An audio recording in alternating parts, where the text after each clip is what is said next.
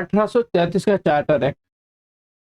इसका मुख्य उद्देश्य था भारत में ब्रिटिश शासन का केंद्रीकरण बढ़ाना और कंपनी के वाणिज्यिक गतिविधि को समाप्त करना और भारत के जो कानूनी ढांचा है उसको में सुधार लाना, ये उसके मुख्य उद्देश्य थे।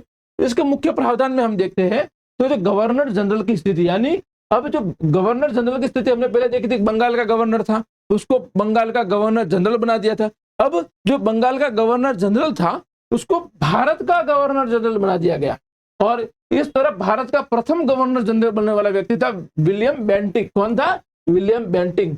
और उसकी सरकार को भारत सरकार कहा गया और उसकी परिषद को भारत परिषद कहा गया। और दूसरा प्रावधान इसमें यह था कि अब केंद्रीकृत विधायी शक्ति, अर्थात अब मद्रास और बॉम्बे के गवर्नर की विधायी शक्तियां समाप्त कर दी गई। क्यों? तो अब भारत में इस एक्ट में पूर्णतः केंद्रीकृत व्यवस्था देखने को मिल रही है। इसकी शुरुआत हमने कहा देखी थी? तो 1773 के एक्ट में देखी थी।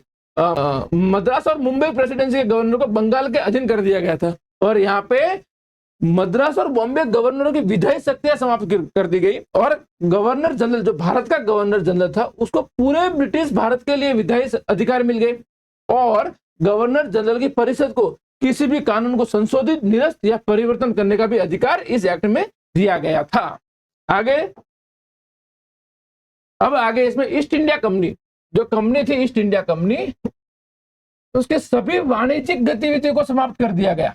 1813 में हमने देखा था कंपनी के कुछ एकाधिकार समाप्त कर दिया गया था। इसमें जो कंपनी को चाय और चीन का एकाधिकार था उसको तो समाप्त कर ही दिया, लेकिन अब कंपनी के सारे वाणिज्यिक गतिविधियां, अब कंपनी कोई व्यापारिक गतिविधियां नहीं करेगी, सिर्फ और सिर्फ प्रशासनिक निकाय बना दिया गया कंपनी को।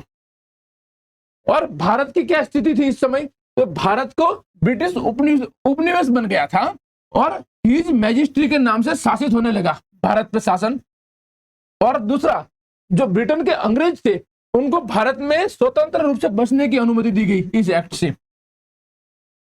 और एक बड़ी जोगवाई थी, प्रावधान था, जो गवर्नर जनरल की परिषद थी 1+3 थी, उसमें एक नया मेंबर जोड़ा गया, लो मेंबर बोलते हैं उसको, लो मेंबर, जो अस्थायी पद था।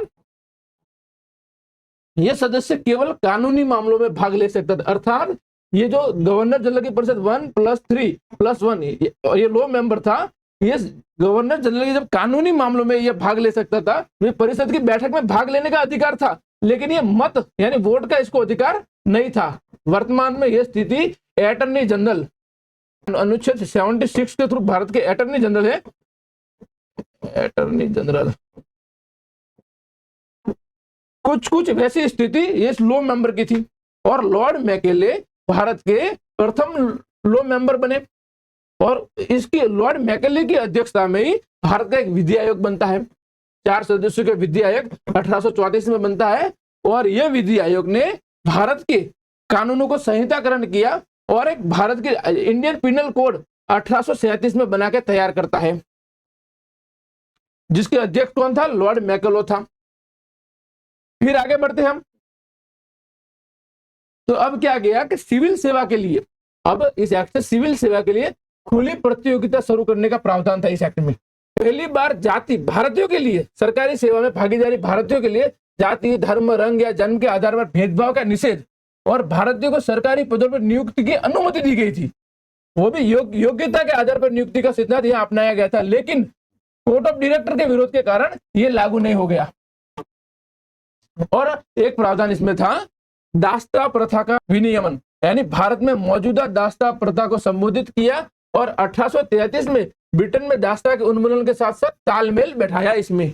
यानी यहां हमें हमारे फंडामेंटल राइट को यहाँ देख सकते हैं।